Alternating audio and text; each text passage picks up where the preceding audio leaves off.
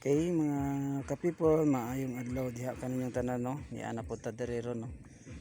Nibalik na punta diri mga kapipol sa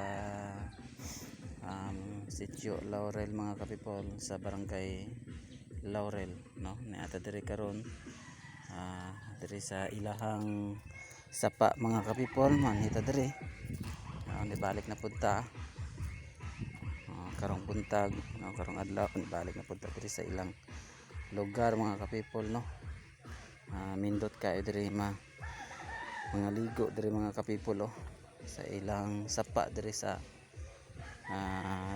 Laurel no, sa